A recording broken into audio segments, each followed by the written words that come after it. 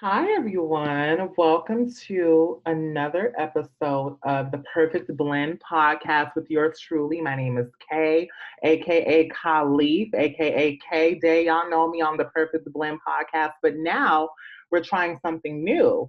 And I just recently launched a YouTube channel, so I'm super excited about that. And right now, my first guest who's going to be coming on is Mr. Verton R. Banks. I'm going to give you a little clap here. You can go ahead and unveil yourself.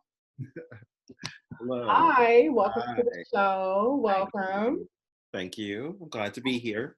Thank you. Thank you so much for being here. I really feel that this is like a super dope thing. I really appreciate you coming on to, my content, my platform, and just kind of sharing your story with my listeners and my viewers and everything. So this is going to be really, really dope and fun. So I'm grateful for you. Thank you. I'm grateful for you. Thank you for having me aboard. Thank you. Yes. So, you all, I'm going to give you a quick just background and bio of who exactly Mr. Verton R. Banks is. Okay. So, Verton R. Banks is best known as the diligent medical intern Vernon on the HBO comedy Getting On, starring Laurie Metcalf, Nancy Nash, and Alex Borstein. Notable upcoming TV appearances include the Hulu show Dollface, starring Kat Dennings, produced by Margot Robbie, FX's Snowfall, the final season of The East Siders on Netflix, and upcoming Quentin Lee's Commisery. Bertan is a graduate of our fellow school, UCLA, and Yale School of Drama. So thank you so much for being here today. I really appreciate you. I appreciate you. Thank you. Yes. So everybody, the reason why I wanted Bertan here is because for me, I really wanted to just kind of extend my what started off as a podcast and introducing my YouTube channel, which is the same thing. Similarly, as you all know here on the Perfect Blend, I talk about celebrity gossip, social commentary, world things, things that are happening in our community, etc. I love music, fashion, all that fun stuff. So with that being said, I thought it would be cool to bring a friend of mine and also my former mentor as well back in the day in school. Yeah, I wanted to bring someone who is actually a actor and someone y'all gonna put some respect on his name, okay? That's what y'all gonna do. That's what y'all gonna do, okay? No, but I wanted to bring someone who is in the industry, who is actually a talent, someone who really, respects their craft and they've been living their life and they're out here working and I wanted someone to kind of just share their experience of what it's like, being who they are navigating through Hollywood, so that's what sort of motivated this conversation today, because I feel that Raton has not only a plethora of knowledge, but also a plethora of experience, concrete experience, okay? Like I say, I'm gonna put some respect on his name. Okay. So so Raton, so tell us a little bit about you. How did you get your start into acting? Well, the my start in acting actually started acting when I was 5. I Okay. think that was the my earliest memory of it. Like my sister was an actor, and I just remember seeing her on stage and just saying that I want to do that exact thing. Actually, I said I can do it better. I think that's what it was. That I actually could do it better, and Mhm. so like I just started acting in local things in that way, in the local markets and at school in that way. And it wasn't really until I got down to UCLA that I started to really, as an adult, that I really started to put all of my energy into it. Right. Um, and I think the beginning was actually there used to be this thing called Backstage West. Oh, it still exists. It still exists. And I got it, and it used to have a listing of all the opportunities, the audition opportunities that are available, and you just like send them your headshot and resume. Hmm. Um, and so that's how I kind of got my first start was that way. And then there was like a bookstore that you could go to, which no longer exists. I think it closed down like last year or something. Hmm. Samuel French, and they had this book about agents and managers. And literally, I just bought that book and I went down the list and I was like highlighting every manager and agent that Hmm. I think would be interested in someone like me. Wow. Yeah. So when you say someone like you, can you elaborate more on exactly what you mean by that? Like you said that I was looking for an agent interested in someone like me. I went, I did the work, I highlighted everyone, but I needed someone who understood me. Yeah. Elaborate a bit more. I wanted someone, I identify as Black queer, and I Yeah. needed someone that, like, not everyone takes on Black clients, particularly at that time. Mm. And And I what need year was this? What year was this? Just to give our audience you know, what year? You said that time, so this was. that was probably like 2004, about there. Mhm, mhm. Yeah. Yeah, yeah. Um, Wow. so, and not that long ago. Mhm. It's really not. That's really not that far away. Yeah, Not that long ago. yeah. It's still, yeah. And because you needed to know that they had other clients, so they kind of knew the difficulties it would be for their clients to get in and to be seen uh, Right, by casting and producers and networks and studios. right. And so that was important. And when I was looking in like through my research using like IMDb and stuff and Mhm. this booklet, looking to see where the clients were and everything. Wow. Okay. Did you have any so first of all, before we move forward, I just want to say I think it's so beautiful how you were like, I saw my sister acting at 5 and I just was like, hey, I could do this too. So to you, what was like your first moment where you were like, okay, like this is my career. Like this is something that I'm doing. Um, Did you have like a moment where it kind of hit you where like, okay, like this is my career? Like, yeah, yeah, I think it's when my first major job was on ER, the NBC show. mhm. Um, Shout out to ER. We know ER. yes. Shout out to ER. And I Yeah. think I was standing there and I was like on the set and I just had this moment. I was like, oh my God, I am like here and working. Mhm. And who was it? It was a vet. Yes. Let's see. And um, she had been on the show for like many years. I need to see if I have a picture of us together. Mhm. Is it Yvette Nicole Robinson? Is that her name? No, it was actually Yvette Freeman. Okay. Yvette Freeman, and she was on the show from the beginning of Mhm. ER. Mhm. And I was just standing there, and I was like, "This is just like a blessing to be here. Like this is."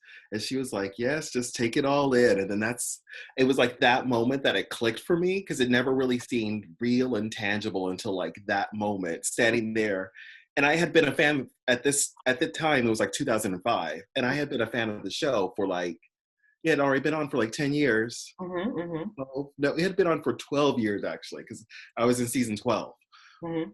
And so just standing there was just, it kind of reminded me that it's a very special place to be there and to actually get the opportunity to work. Oh, so it was very much so like a full circle moment. Yeah. For you. Yeah. I realized, oh, this is my life now. This is where it's gonna be. That's beautiful. That is awesome. Like I think that stories like that are just so important because it shows people the trajectory, how you could grow up watching something and then you look up and you're like, oh my God, like I'm Yes. actually a part of it. Like this is Yeah. lit. This is lit. It's. But no, that's beautiful. And I think that it's inspiring to keep people going, regardless of whatever career choice they may have. So, really quickly, I know earlier you stated that you needed an agent who understood who you were, and you stated that you identify as a Black queer male, correct?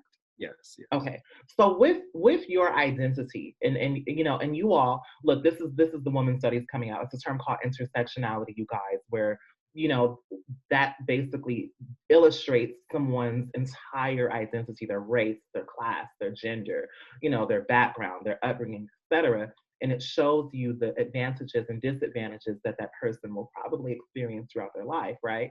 So with you being who you are, what let me just hold on. I have my questions here.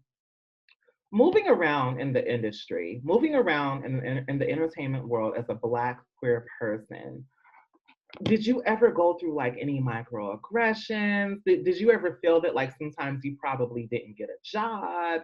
Or can you just kind of give us a little bit of a background on sort of like dealing with that, like moving around and kind of wondering like, okay, like do I have a fair chance like my peers? Or, like am I only getting this because of who I am? You know what I'm saying? Yeah.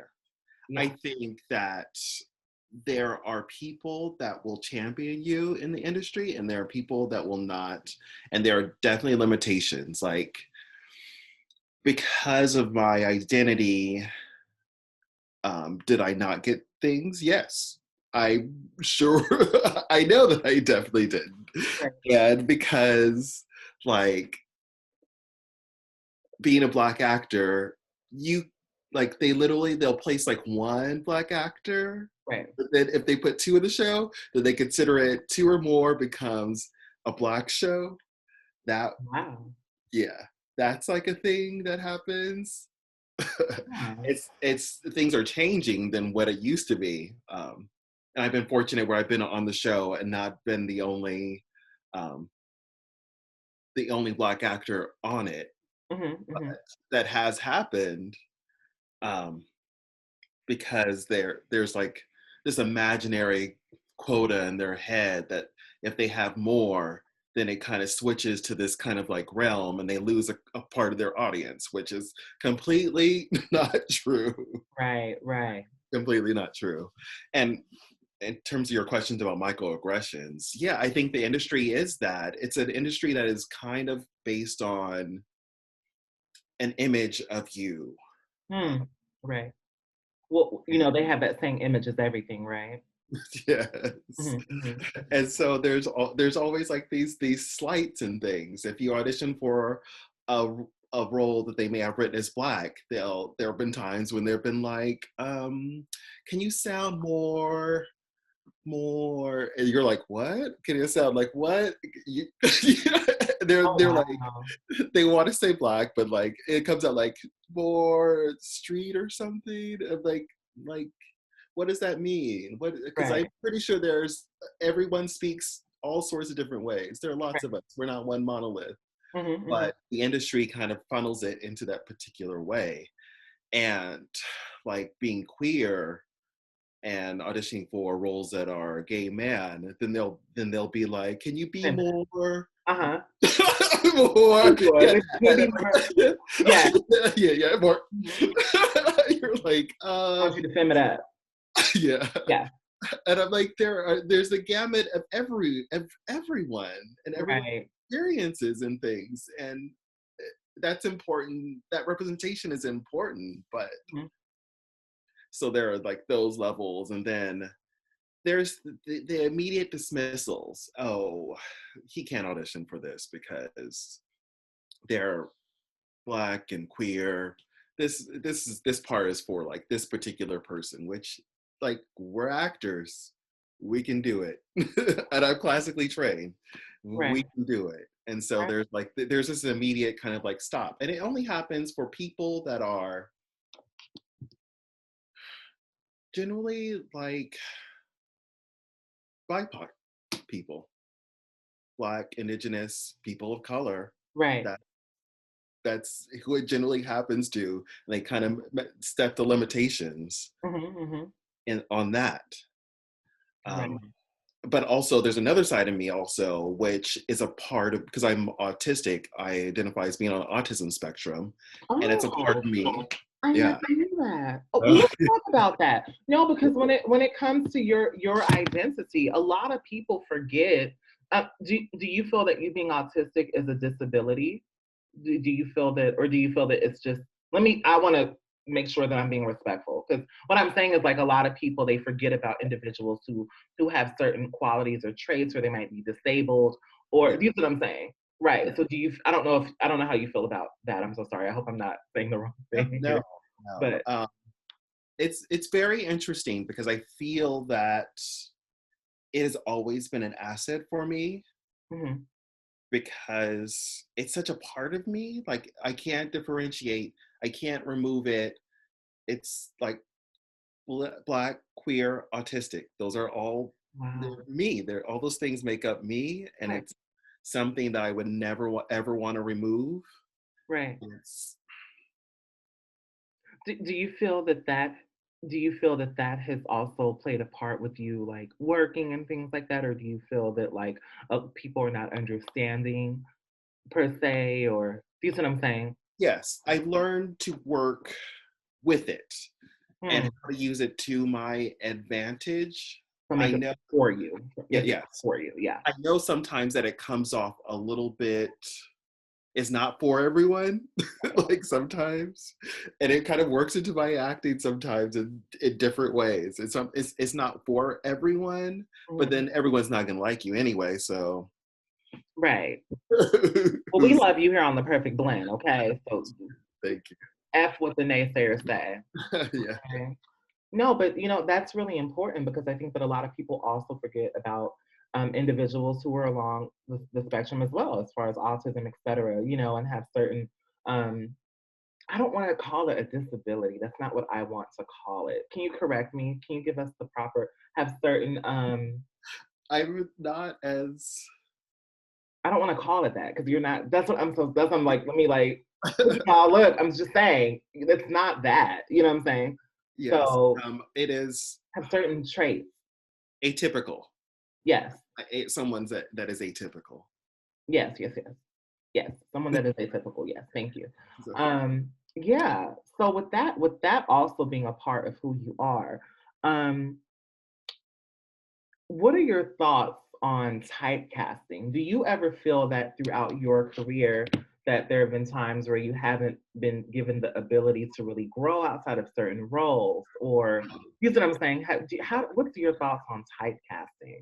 Because I well, feel like whenever we watch, sorry to cut you off, whenever like I watch interviews of like actual, like other actors and things like that, a lot of them who are people of color, et cetera, or they are women, et cetera, like they often state how they get typecasted or they're, they've had like difficulty kind of moving around in that regard to be given other roles and like other opportunities outside of the same old thing. You see what I'm saying?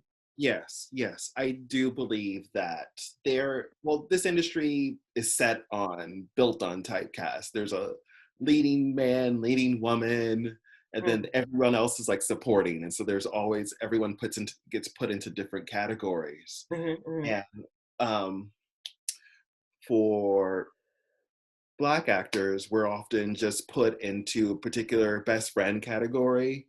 And that also goes with queer LGBTQ plus Right. best friend, never, never the lead, the Uh, person next door, that funny person that says this thing, or that right. person that comes in and does this. Like, it's very rare that the lead is conceived in that way. Mm, Um, I if can see that. historically, yeah, it's just Yeah. not conceived in that particular way. Mhm. But there's also within all those things, there are um, certain things that I'm gonna only be believable to play. Like, no one's gonna believe me to be. Oh, never mind. I was about to say a wrestler, but I'm like, I could bulk up for it. Right. You're like, give me the job. Let's do it. I Right. wear glasses, so I always go in. I play a lot of doctors. I play a lot of doctors. I think that's the number one profession I've played. But isn't that kind of flattering? Like, I I'm a do. doctor all the Yeah, time. Right. I do. I do. Representation matters. Right, exactly. It really does. I do love playing doctors, and I Mhm. play a lot of lawyers. I play lots of lots of Right. intelligent characters, Mhm. partly because I wear glasses and Right. I wear them too, child. I'm trying to at home, but I wear them too. Yes. there are limitations, but you kind of have to try to find your own place. Okay. And that's a rough kind of like thing because you're not a decision maker in this industry. Mhm. We are not decision makers at this point. Yeah. Working on it, but we're not. So you kind of have to find a way to fit in uh, Hmm. while maintaining the person that you are. That's interesting that you say that. You're like, you have to figure out a way to fit in, but still stay true. Yeah. That's interesting because I feel like you always hear those stories of people how they always say how they kind of got lost or they're like, I don't know who I am anymore. I'm trying to, be on the scene, trying to be with everybody, child, and they kind of lose who they are. You see what I'm saying? Or they kind of start to not really like themselves anymore, because they've probably been in the entertainment world, regardless of whatever role they play in that world. They probably feel that they are not given the opportunity to just be who they are Yeah, while they're working. yeah. You see what I'm saying? Well, it is very rough in that every negative thing that you can think about yourself will come across your mind and someone will probably say it or do it to you at some point in the industry. Mhm, It's mhm. not for the The people fact that that not for the faint of heart. right, right. And maybe they'll say it to your face and maybe they won't. It'll be like a sideways communication to you, but Mhm. then it will break you. You have to be very strong and know that it's just not me. It Mm. is this other thing that isn't you. How have you dealt with that when people have tried to get you down, or you probably have read a comment or a review somewhere, or just being out and about and probably people have said wild things to you? How have you dealt with that? Like, what was it like? This is another question. What was it like when you first stepped into acting officially and you were kind of getting hit with comments or things, rather it be from the public or from people that you work with, like producers, et cetera, or managers or things like that, or agents? How did you deal with that then versus now? Like, you see where I'm going with Yeah, that? yeah, yeah. I think my approach has always been generally the same. Um, I had a really good middle school drama teacher who was in the industry and around the industry, and she kind of just helped us know that we kind of can't take it to heart. We can't take any of it to heart, Right, basically. And so that kind of helped me and prepared me for the industry, knowing that they may be saying this thing. He's too tall, too dark, too light, too gay, mm, too to everything, too much. Um, but you could just you can only control the things about you can only control yourself. Did I learn my lines? Did I believe myself? right. Those are the things you can control. You can't control how someone else is going to see you. So That's true. it's their problem. It's not your problem. Right, right. I Yeah, showed up and I delivered. but people be saying some wild shit. Excuse my French, but they be saying some wild stuff. I'm not trying to cuss because I know you have a manager and stuff like that. You know what I'm saying? But like sometimes people they be saying like some crazy, So, you like, just you just do are your thing. Keep are moving. there days where it kind of might you might get a little like, oh wow, you really said that to me, like, or do you just be like, girl, bye, I ain't doing this. There are those days. If you let it hit you, it will hit you. And there's those days, and I'm like, oh, Right. I can't deal with this. Mhm, But mhm. then it's only someone's opinion about yourself. I love me, so And what's that old saying that all the young girls used to say back in the day? Opinions are like what? oh. Opinions are like, you know, Everybody has one. right, exactly. Everyone has one, and somebody, like for example, earlier this week, somebody was dragging me. I'm not gonna give them too much attention. But they had a lot to say about me. And I was like, you know what? Okay. All right. Yeah, just and that's a life lesson too, Not because gonna lie. not everybody's your friend. Not everybody's gonna like you. Right. That's fine. And I'm just everyone over always here has something doing to say, me. child. You could pour the water into the glass a certain way. They'll be like, "Oh my God, I hated how you poured the water. I hated how you blinked. The way that you blinked, it just made me itch. It just made me so uncomfortable. I hate you, and I'm leaving." Like, people Yeah, are weird, and they just have a lot going on, and it's just I, like, girl, I can't control that. I can't control right? it. Okay, so with that being said, in your opinion, throughout your career, because you've been doing this for what, 20 years? Yeah. Yeah, you know? So throughout your career, when we talk about navigating through Hollywood as who you are, do you I don't even know how to ask this. because I put how have you navigated the industry, but it's pretty set in stone. I'm sure that you go to the auditions. I'm sure that you work. You're educated. You have the background behind you. First of all, so let's just acknowledge that Yeah. you went to UCLA and then you went to Yale School of Drama, right? So this is actually a craft for you. But in applying that craft and actually having to navigate through the entertainment world, how has that been for you? Has it been hard? Do you feel like you're always knocking on certain doors and doors are just not opening sometimes? You kind of just gotta wait. Is it like a feast or famine thing? Let's talk about that a little bit. Yes, it is tough.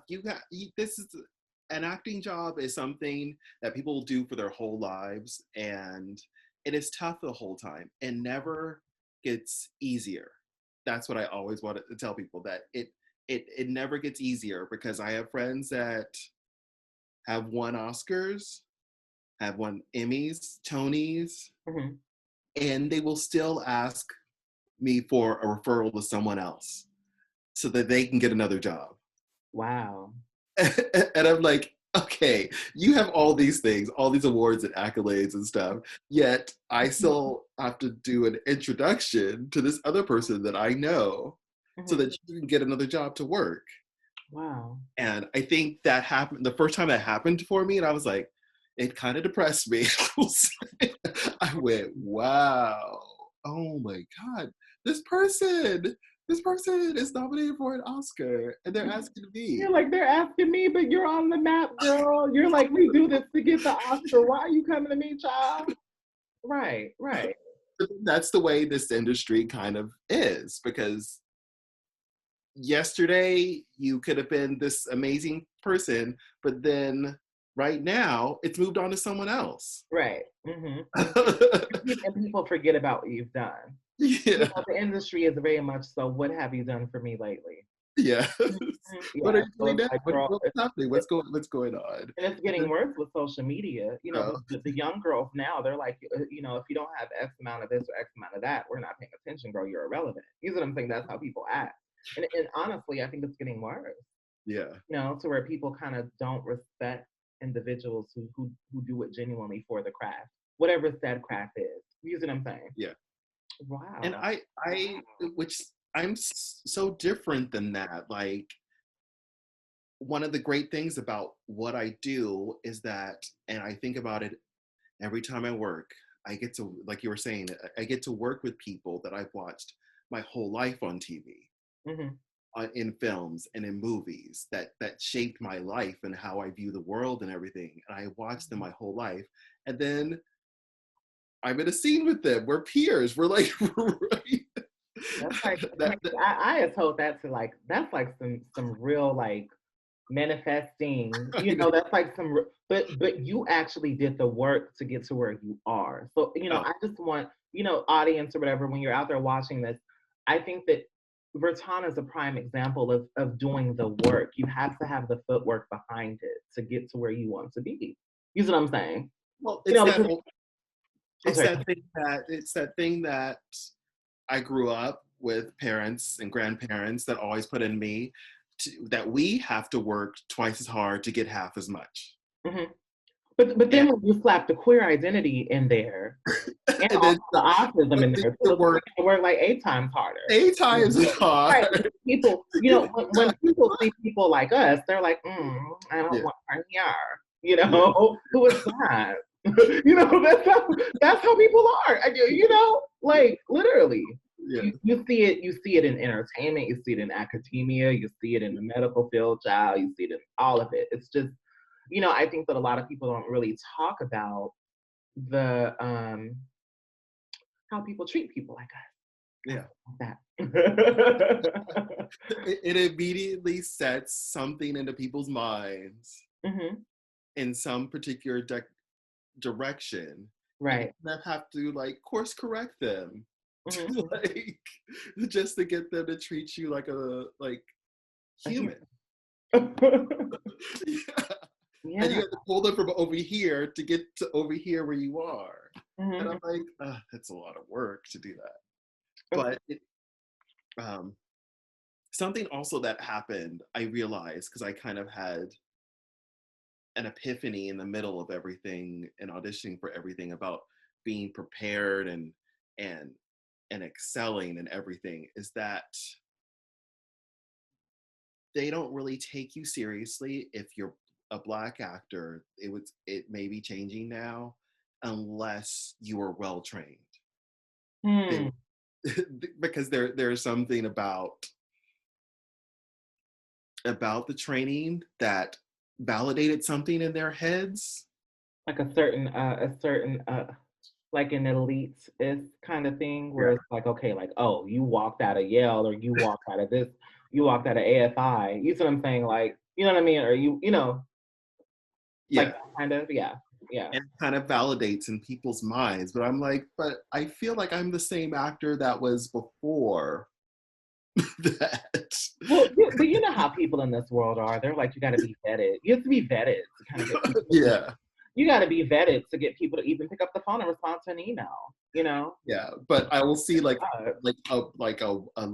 a peer that may be melanin absent, white. Not melanin absent. I love that. We're gonna use that one. Did you all hear that at the perfect blend, you guys? Melanin absent. Shout out to my Caucasian listeners. You know, we do love the Caucasians as Yeah. well. They'll take like We one, like y'all, like okay? they'll take like an improv class, and Yeah. that'll be it. And then all of a sudden they're a star of a TV show. And I'm like, But see, but that's something that it's called politics in my book. It's called politics, connection, and proximity. yeah, Because you take one class, child, and you got booked, and then meanwhile you got somebody who's been in school for like 8 years, yeah. And and the phone ain't ringing, and it's just like, what's going on? You yeah, know what I'm saying? that is a weird thing about the industry. Yeah, it's never guaranteed to. Like you do all this, and it's never guaranteed. Hmm. Lots of people that I started in the industry with are no longer a part of the industry, and Hmm. that's just where it is. Hmm. So with that being said, let's move a little bit forward now. Um, what are your thoughts on representation? Do you feel that all representation is good representation? Let's kind of pick at that a little bit. Do you feel like there's bad representation, child? Let's have a conversation about that. Because Well, for me, I feel like to a certain extent, you need representation, whether it's good or bad. I feel like you need it. But then once it's there, you can increase it and shift it and change it a little bit and take it like somewhere else. Does like that make sense? like there are 2 forms. There's like like representation in terms of manager agent or representation on TV, films, and I'm talking about representation as far as on TV and within film. yeah. Yes. I do think that the medium is very powerful. Like I watched Jaws so much as a kid. That opening scene where Chrissy dies, is Hmm. killed by the shark, like 8 billion times. Now, every time I put my head underwater, I see a great white shark. I could be in my bathtub. I will see a great white shark. Oh. And that's how powerful to create an irrational fear. That's how powerful the moving image is. Right. Exactly. Hmm. And so with that, when you have a lot of negative images, it definitely puts something in people's minds. Hmm. It definitely, like, they may not know it today or tomorrow, but at some point it has seeped in and changed their mind. Like that wouldn't be such a problem if you saw us like all the time in lots of different facets, If you saw, if you just saw us in lots of different facets, that wouldn't be such a problem. But since we're limited Hmm. in the experiences that people get to experience us, then that one moment may be the one moment that they have. They may not even have anybody like us in their life or anything. And that's the one representation that they get. And it could be a negative representation. And so I think it's an interesting place. I like playing characters that are full, have lots of different lives that are conflicted, like a real person. Right. Yeah. Literally. Like I you like like playing roles where the person is multifaceted. We can see yeah, all parts of that person's identity. yeah. Yes. Um, and so and so sometimes so people perceive that as a negative, but I think it is a positive because when you get that kind of character, Mhm. that's generally a lead character too, and Right. that and people are allowed to go on the journey with them. Like now, if you have like a side character who is just on the scene for like 3 seconds, which is what they relegate us usually to, or something, Mhm. then and something hits really hard in a negative way, I don't think that's helpful at all because one, that's not a full That's representation of true. a character of That's a true. true person. It's this Mhm. weird caricature of who Right. you think this person would be or something. You know, they do that to the black LGBT people a lot. You know what I'm saying? You only get like 10 seconds on the camera and you be like, hey girl, and then and then it's like you're known for that for the rest of your life. And then that's how people see it. Yeah. Yeah. And so that kind of representation is, I feel, not helpful, I should say. I agree. I To agree. people seeing us as human. That's true. That's true. You know, to a certain extent, there are times where, like, because I totally agree with your comment, right? But then I'm kind of like, for example, like with what we have with FX's Pose and certain shows like that, et cetera, right? Where I'm seeing a lot of our, our fellow Black, queer community, Black LGBTQ plus IA community being represented on television and also Latin as well. Like, we have a few, Latinx individuals as well. Yeah. Um, where I'm kind of like, okay, so we're doing the ballroom, we've done the ballroom, but the ballroom is all that you all want. So, I think for me, I'm kind of like, okay, this is great because I love Pose. I'm a big fan. I love that show. That's one of my favorite shows, right? But a part of me, I'm like, I'm excited that Pose is doing so well because by having Pose and the representation on there, whether people agree with it or not, although I agree with it, we also want shows like that to open up the door to more representation. You see what I'm saying? Yeah. Like more stories outside of the stereotypical thing that people think of Black LGBTQIA plus people. You see Yeah. what I'm saying? Yeah. So you get where I'm going with that, where I'm kind of like, okay, well, some shows, it's like, okay, well, we need that there so we can create more opportunity and more vision to where people might give a Black queer male a leading role.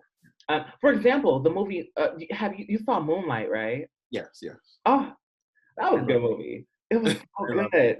What are your I thoughts on think Moonlight? about it all the time. I think about it all the It's time. such a good no, because I just love how that movie like made me cry because I just was like, this is what we need to see. We need to see this. Like, let's delve deeper into that person and let's give that person the full light. Why Yeah. are you guys so afraid to give that person the full light? Like, I don't understand. So afraid. They, and it's interesting because I feel that the industry will often say, "Oh, it doesn't make money. Oh, people won't watch it." It doesn't make money to you because you don't like a child, or maybe it's not attractive to you, but people are curious about these But things. yeah, the numbers don't follow with these things that keep being said. They always talk about like diverse casts don't make a lot of money. But then what's the biggest movie franchise for Universal right now? It's the Fast and the Furious. Which you look at that, it's like everybody Numbers kind out of of the woosah, right? yeah. And so like there's always like this dismissal that kind of like happens, but there aren't facts to back it up. Well, we know where that comes from, though. Yeah. You and I, we talked in the past about the whole studio system, about, some of the, I don't want to, I guess, I don't know if it's racism or what, but that, I feel like that's sort of the backdrop, Yeah. what I'm saying, that kind of blocks all people of color, not just Black people, but, we don't really have a lot of, Asian actors. We don't have a lot of Latinx ones that have crossed over into Latin, Hispanics that have crossed over into mainstream. You see what I'm saying?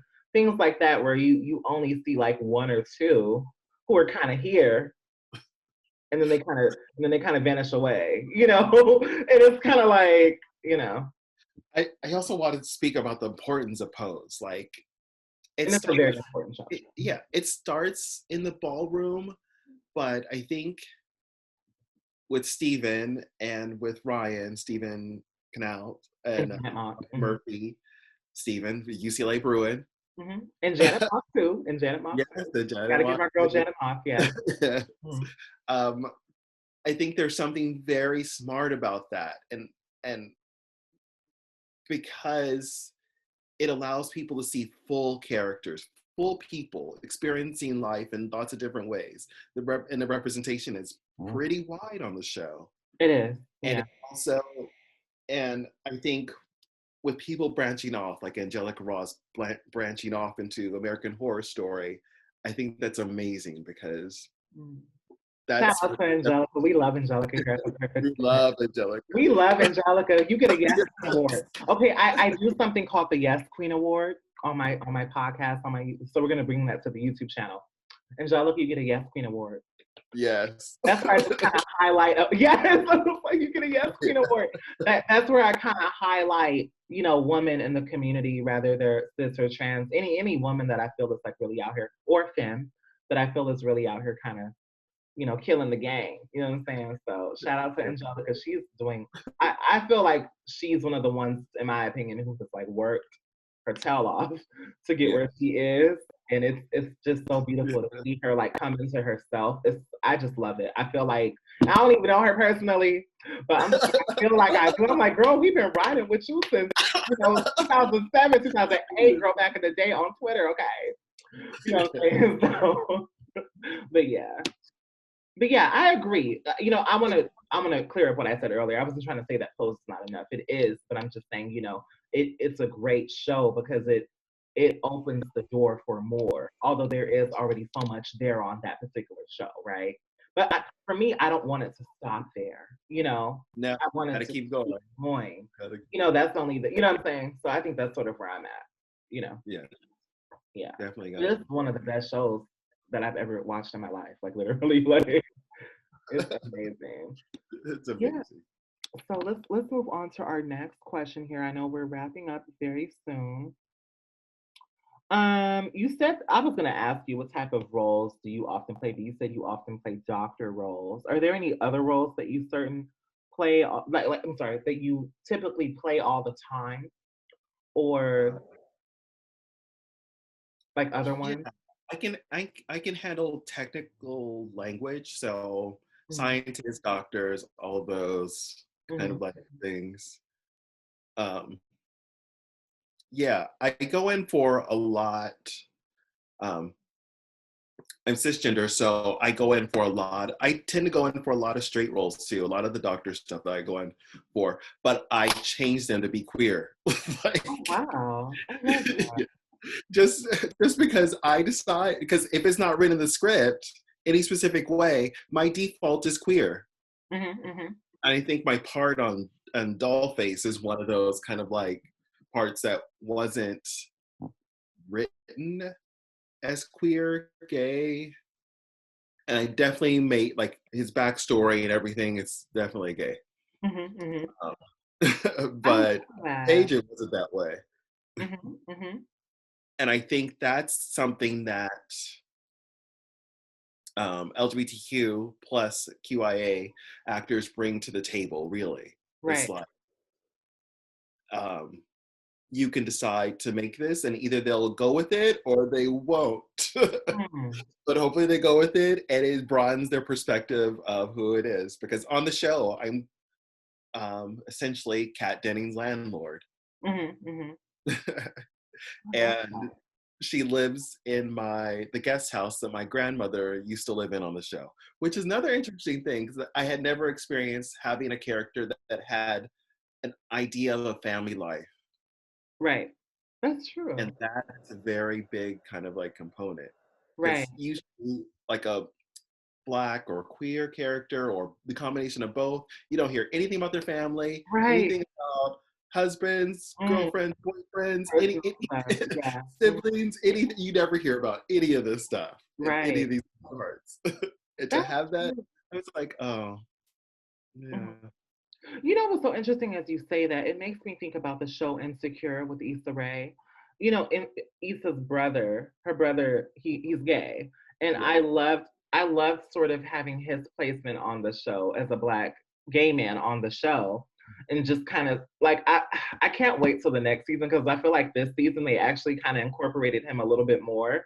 Like, they did like 1 or 2 episodes where she was more so with him and her family and her mom a lot, So although we don't, I want to focus on him too. I'm like, who are you dating? I'm like, I want us to, and even outside of who are you dating, but I want to just, I don't know, I want to see more of him too. It's certain characters on these shows where I'm like, oh my God, I want to know more about you. Like, I want to dig more into, who you are too, outside I of being the gay brother or the cousin and who you're sleeping with. Like I also want to just know about your perspective and how you may perceive Issa and her friends, etc. Or you see what I'm saying, or like your struggles. You see what I'm saying yeah. within that character on the show. I want to see that too. I want to play his boyfriend. Yes, you look. They probably like Issa. If you watching The Perfect Blend on YouTube, child, get at Mr. Verton our base, okay? Issa quick to pick up the phone, child. Shout out to Issa and Amanda. Okay, I love Amanda. But no, for real. Like I think that would be fantastic because it's like you need we I don't know. I feel like we're getting there though, in a weird way. Like I feel like one day we're gonna I just want characters to have depth. Like I want more. Like I'm tired of us being a friend. I'm tired of us, on Beauty Shop, we the gay boy, or what I'm saying, like or the trans girl, or you know what I'm saying, we ain't got no family, it's the same, what I'm saying, it's the same thing. But those pieces are also important. You know what I'm saying? So yeah. And that also comes to the part about the responsibility of actors and artists that we're creating these things for ourselves. Everything that I'm writing now, Mhm. I'm writing and producing shows. These are all the people that are inhabiting my shows, Right. are more representation of us Right. in Exactly. different ways. And we Yeah, have to create our own content. We have to, right. because they're not going to do it. They're not going to do it. Well, see, that's the beauty of today's age. People have web series and stuff like, Yeah. you know, so people are taking control in their own, like I feel like now we're kind of like, okay, I'm gonna put out a web series, child, I'm gonna do a podcast, I'm gonna create my own stuff. Since the big dogs don't want to pick up the phone and call me. You know what I'm saying? Like, you know what I'm saying? But it's We're making our own path. right, right. But now we're coming to a close. So my last question to you is, what would you tell your younger self?